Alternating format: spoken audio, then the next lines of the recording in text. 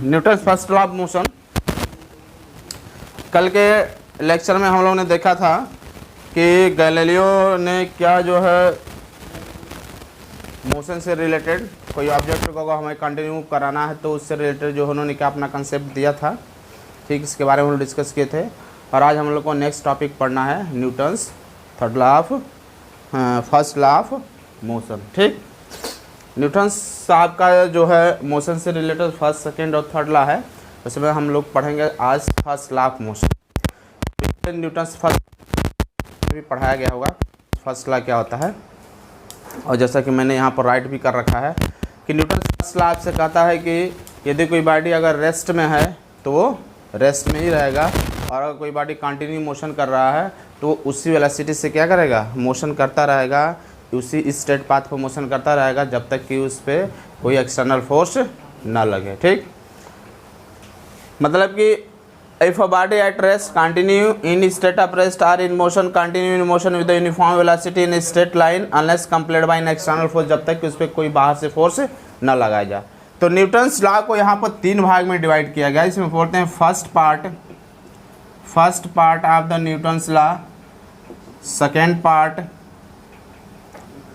Part of the Newton's law, और तीसरा जो होता है थर्ड पार्ट इसका होता है। तो हम देखेंगे यहाँ पर तीन पार्ट्स कौन से हैं न्यूटन्स के। ठीक, फर्स्ट पार्ट आपको क्या कहता है न्यूटन्स का, फर्स्ट पार्ट कहता है कि if a body at rest continue in state of rest. First part आपको क्या कहता है कि यदि कोई बॉडी हमारा रेस्ट में है तो क्या करेगा, कंटिन्यू रेस्ट में ही रहेगा जब तक कि हम उस पर फोर्स लगाकर उसे मूव ना कराएं।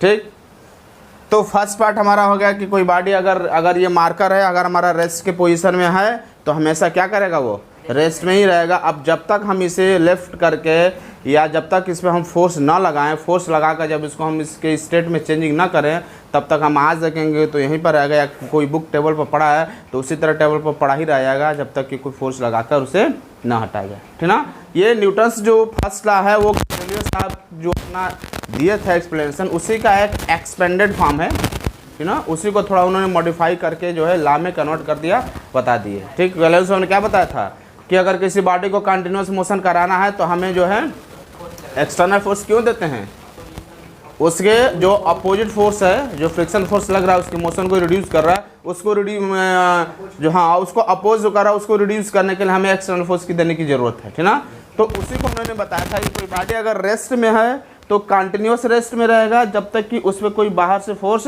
ना लगाया जाए। अब कोई ऑब्जेक्ट कहीं रुका हुआ है, चेयर पर टेबल पर पड़ा है तो उसी तरह पड़ा ही रह जाएगा जब तक उसे हम लेफ्ट ना करें या कोई एक्सटर्नल फोर्स लगाकर, कोई ऐसा एक्सटर्नल एजेंसी जो हो फोर्स लगाकर जब उसके स्टेट में चेंजिंग करेगा तभी वो उसके स्टेट में चेंजिंग होगा, वरना वो उसी तरह क्या रहेगा, वहीं पड़ा रहेगा। ठीक, सेकेंड पार्ट आपका क्या कहता है कि body in motion continue in motion with uniform velocity in straight line, कि बॉडी जो है हमारा क्या है कि अगर मोशन कर रहा है तो कंटिन्यूस मोशन करता रहेगा। ये second part, Newton second part है आपका ये, कि अगर मोशन कर रहा है तो कंटिन्यूस मोशन करेगा जब तक कि उसमें फोर्स ना लगाए। यही चीज़ गैलीलियो साहब ने भी बताया था कि बॉडी को कंटिन्यूस फोर्स लगाने के लिए क्या करना पड़ेगा, कि हमें फोर्स तो देना है बट उसको कंटिन्यूस फोर्स मिलाने के लिए नहीं, उसके फोर्स को रिड्यूस करने के लिए। और अगर वो फोर्स जो फोर्स उसकी स्पीड को रिड्यूस कर रहा है, जो इस मोशन को अपोज कर रहा है, उस अपोजिंग फोर्स को अगर हम हटा दें तो हमें एक्सटर्नल फोर्स देने की ज़रूरत नहीं है, वो लगातार मोशन करता रहेगा। ठीक, तो अगर वो मोशन कर रहा है तो कंटिन्यूस उसी क्या स्टेट में मोशन करता रहेगा। जब हम उस पर फोर्स लगाएंगे तभी उसके मोशन में डिस्टर्बेंस आएगा, नहीं तो डिस्टर्बेंस आएगा नहीं। अगर मोशन कर रहा है तो लगातार मोशन करता रहेगा। ठीक, और थर्ड पार्ट ये कहता है कि किसी बॉडी के अंदर खुद अपनी इस टेंडेंसी नहीं होती है कि वो अपना डायरेक्शन क्या कर सके, चेंज कर सके। अगर कोई बॉडी स्ट्रेट लाइन में मोशन कर रहा है तो वो स्ट्रेट लाइन में ही मोशन करता रहेगा, वो can not change itself its direction, वो अपने डायरेक्शन को खुद चेंज नहीं कर सकता। अगर हम साइकिल चलाते हैं और हमें साइकिल के डायरेक्शन को चेंज करना है तो हम हैंडल पर नॉर्मली फोर्स लगाते हैं, तब जाकर डायरेक्शन चेंज होता है। साइकिल का डायरेक्शन अपन से चेंज नहीं हो सकता। या किसी फुटबॉल को अगर हम पैर से किक करते हैं तो जिस डायरेक्शन में किक करेंगे फुटबॉल उधर ही जाएगा, जब तक उस पर कहीं से अलग से दूसरा फोर्स ना लगे तब तक वो अपना डायरेक्शन चेंज नहीं करेगा। ठीक ना, तो उन्होंने यही बताया था थर्ड पार्ट में कि कोई भी ऑब्जेक्ट के अंदर इनएबिलिटी होती है ऑब्जेक्ट के अंदर to change its, cannot change its direction, अपने डायरेक्शन को चेंज नहीं कर सकता। डायरेक्शन चेंज करने में क्या हो, इनेबल है, ठीक ना, उसके पास जो है इतनी क्षमता नहीं है कि खुद से अपनी डायरेक्शन चेंज कर सके। अगर हम चेंज करना है तो हमें बाहर से फोर्स तो उसके ऊपर लगाना ही पड़ेगा, है ना सर। तो ये जो है हमारा न्यूटन्स लॉ का 3 पार्ट है, जो कि न्यूटन्स फर्स्ट लॉ को हम 3 पार्ट्स में डिवाइड करते हैं, फर्स्ट सेकंड और थर्ड पार्ट। क्या कहता है फर्स्ट सेकंड थर्ड पार्ट, एक बार पुनः उसको आप देख लीजिए। फर्स्ट पार्ट कहता है कहते कोई बॉडी रेस्ट में है तो रेस्ट में ही रहेगा जब तक कि फोर्स ना लगाएं।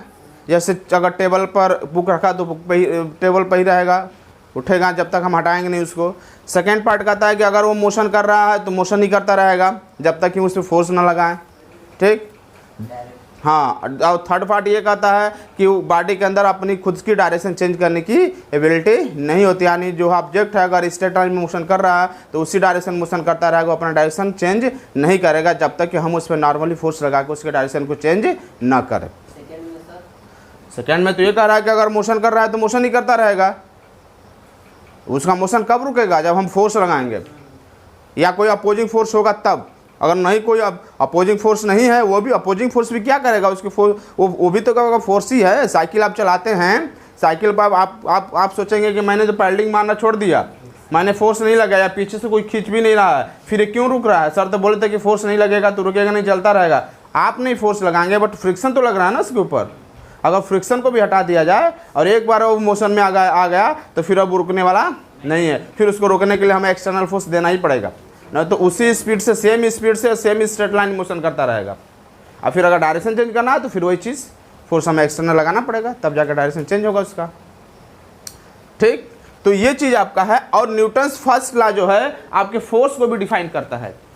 फोर्स को क्या होता है, फोर्स क्या बोलता है, न्यूटन्स फर्स्ट लॉ के आधार पर हम फोर्स को भी डिफाइन कर सकते हैं। कभी कभी आता है कि Newton's first law define the inertia and Newton first law define the force.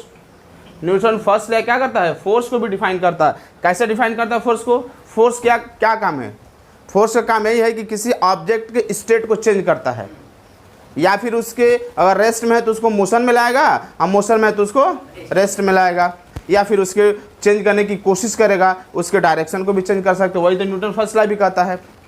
Newton first law क्या कहता है कि कोई बॉडी रेस्ट में है तो रेस्ट में ही रहेगा जब तक हम फोर्स ना लगाएं। सेकेंड पार्ट क्या कहता है कि मोशन में है तो मोशन में ही रहेगा जब तक उसमें हम कोई एक्सटर्नल एजेंसीज के साथ फोर्स ना लगाएं, और उसके डायरेक्शन भी चेंज करना तभी हमें फोर्स भी लगाना पड़ेगा। तो यहाँ से हम फोर्स को डिफाइन कर सकते हैं कि force in the external agencies which tend to change the state of rest or uniform motion or direction of the body. इनके फर्स्ट लॉ को यूज करके हम फोर्स को डिफाइन कर सकते हैं। फोर्स क्या होता है, जो बॉडी के रेस्ट वाले ऑब्जेक्ट को चेंज करने की कोशिश करता है, उसके मोशन वाले स्टेट को चेंज करने की कोशिश करता है, या फिर उसके डायरेक्शन को चेंज करने की कोशिश करता है। तो हम इनके फर्स्ट लॉ को यूज करके फोर्स को यहाँ से डिफाइन कर सकते हैं कि force is an external agencies. उसका क्या काम है फोर्स का, to change the state of rest or uniform motion, state of uniform motion or the direction of body. Tend to change करने की कोशिश करता है। कभी कभी ऐसा भी होता है कि करता भी फोर्स लगाएं किसी ऑब्जेक्ट पे, ऐसा थोड़ा कि हमने फोर्स लगाया तो उसका क्या होगा, वो स्टेट से इसका स्टेट चेंज भी हो जाएगा। कभी ऐसा भी हो सकता है नहीं भी चेंज होगा। अगर हम उतना फोर्स ना लगाएं जिससे से उसका स्टेट बदले तो वो जैसा है वैसा ही रहेगा। अगर रेस्ट के पोजीशन में बहुत हैवी ऑब्जेक्ट है, हम थोड़ा सा पुश करेंगे तो उसका स्टेट नहीं चेंज होगा, बट वो फोर्स क्या कर रहा है, उसके स्टेट को चेंज करने की कोशिश कर रहा है। ज़्यादा फोर्स रहेगा तो स्टेट चेंज भी हो जाएगा, नहीं हो फोर्स ज़्यादा रहेगा तो नहीं होगा। क्यों विवेक, ठीक। तो फोर्स को हम यहाँ से क्या डिफाइन कर सकते हैं कि फोर्स इज एन एक्सटर्नल। अभी आप छोटे क्लास में क्या पढ़ते थे फोर्स के बारे में, कि फोर्स क्या हो जाए, pull and push, call the force पढ़ते थे ना। अब फोर्स सिर्फ पुश और पुल तक ही नहीं सीमित रहता है। हम किसी ऑब्जेक्ट को बेंड करते हैं तो भी फोर्स लगता है, किसी आप इसको स्ट्रेच करते हैं तो भी फोर्स लगता है, किसी ऑब्जेक्ट को कंप्रेस करते हैं तो भी फोर्स लगता है। तो क्या होगा, पुश हो गया, पुल हो गया, बेंड हो गया, स्ट्रेचिंग हो गया, कंप्रेसिंग हुई, जो भी कंप्रेस कर रहे हैं, सारा जो प्रोसेस कर किसी ऑब्जेक्ट को लेफ्ट करते हैं तो भी फोर्स लगता है। ये सारा चीज़ आप पढ़ाया गया होगा, फोर्स कहाँ कहाँ हम लगाते हैं, इन सब केसेस में फोर्स लगता है ना। लेकिन जनरली आप छोटे क्लासों में क्या पढ़ते हैं कि push and pull are force. यही पढ़ाया गया ना आप लोग को। यहाँ पर हम न्यूटन्स फर्स्ट लॉ के आधार पर फोर्स को कैसे डिफाइन कर सकते हैं, हम देखते हैं कि उनको फर्स्ट लॉ क्या कर रहा है कि अगर रेस्ट में चेंज करना है तो रेस्ट के स्टेट को चेंज करना है तो हमें फोर्स की जरूरत पड़ रही है, मोशन के स्टेट को चेंज करना है तो फोर्स की जरूरत पड़ रही है, डायरेक्शन चेंज करना है तो फोर्स की जरूरत पड़ रही है। तो इन सबको मिलाकर हम फोर्स को डिफाइन कर सकते हैं कि फोर्स एक ऐसी एक्सटर्नल एजेंसी है which tend to change the state of rest or uniform motion, state of uniform motion or the direction of body, body के डायरेक्शन चेंज करते हैं। इसके आधार पर हम फोर्स को भी डिफाइन कर सकते हैं, है ना। और इनर्शिया को भी कैसे डिफाइन करता है, इनर्शिया क्या कहता है, रेस्ट आप पढ़े हैं इनर्शिया का, कल मैंने 3 बताया था क्या, inertia of rest, inertia of motion और इनर्शिया ऑफ डायरेक्शन। वही चीज़ तो यहाँ पे भी है कि यदि कोई रेस्ट में है तो रेस्ट में इनर्शिया क्या कहता है कि कोई बॉडी अगर रेस्ट में है तो अगर हम उसको अपोज करेंगे जब तक फोर्स नहीं लगाएंगे वो चेंज ही नहीं होगा। अगर वो रेस्ट में है तो रेस्ट में ही रहना चाहता है, मोशन है तो मोशन में अपने स्टेट चेंज इन स्टेट का क्या करता है, अपोज करता है। इनर्शिया क्या है कि inability of the body by virtue of which क्या करेगा वो, it can not change by it self it's state, मतलब पोजीशन को या स्टेट को चेंज नहीं कर सकता है ना सर। क्यों, कोई कन्फ्यूजन है। इनर्शिया में कल मैंने आपको बताया था कि जो इनर्शिया होता है रेस्ट और यूनिफॉर्म स्टेट में इनेबिलिटी होता है, मतलब मैंने स्टेट को चेंज करने में एबल नहीं है, बस माना ना। वही चीज़ तो यहाँ पर भी न्यूटन भी तो वही कह रहे हैं कि अगर रेस्ट में है तो रेस्ट में ही रहेगा, वो उसके पास इतनी एबिलिटी नहीं है कि वो अपने से चेंज हो जाए, और अगर मोशन में है तो मोशन में रहेगा, वो इतनी एबिलिटी नहीं है कि अपनी स्टेट को रेस्ट में आ जाए। तो इनर्शिया को डिफाइन किया कि नहीं किया, इनर्शिया पे तो ये कहता है कि रेस्ट में है तो क्या होगा, रेस्ट में अगर हम चेंज में लाने की कोशिश करेंगे तो भी वो अपोज करेगा, और मोशन में है तो मोशन में ही रहेगा, अगर हम उसको लाने की रेस्ट में लाने की कोशिश करेंगे तो भी अपोज करेगा, और जब तक हम फोर्स ना लगाएंगे तब तक उसके स्टेट में चेंजिंग होगा भी नहीं। वही चीज़ न्यूटन्स भी तो कह रहे हैं कि अगर रेस्ट में है तो रेस्ट में ही रहेगा जब तक कि हम एक्सटर्नल फोर्स ना लगाएं, और मोशन में है तो मोशन में ही रहेगा जब तक कोई एक्सटर्नल फोर्स ना लगाएं।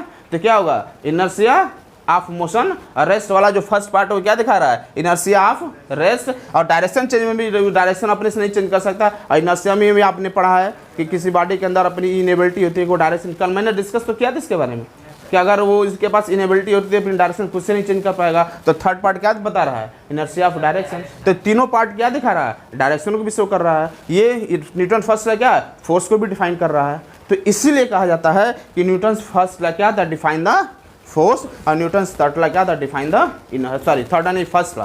फर्स्ट लॉ क्या था, डिफाइन द फोर्स, और फर्स्ट लॉ क्या करता है, डिफाइन द इनर्शिया। हाँ, दोनों को डिफाइन करेगा न्यूटन फर्स्ट लॉ। आप देख ही रहे हैं। अच्छा, ये वाला पार्ट क्या बता रहा है, इनर्शिया एट रेस्ट, रेस्ट वाला first part. Rest first part क्या कहता है न्यूटन का,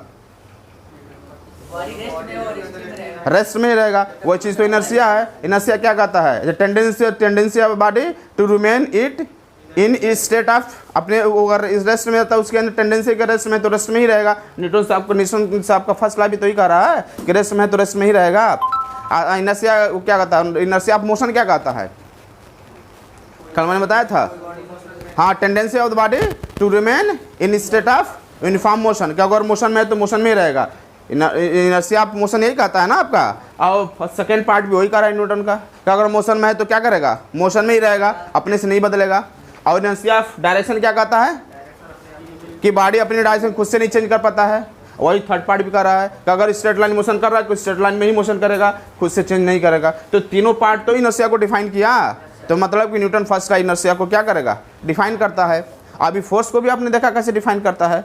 कोई फोर्स वो एक्सटर्नल एजेंसी होता है जो बॉडी को क्या करता है, स्टेट को चेंज करने की कोशिश करता है, या फिर उसके यूनिफॉर्म स्पीड को चेंज करने की कोशिश करता है अगर स्ट्रेट लाइन मोशन कर रहा है, या फिर उसके डायरेक्शन को चेंज कर भी सकता है कभी कभी। इसलिए कहता है टेंड टू, मतलब चेंज करने की कोशिश करता है।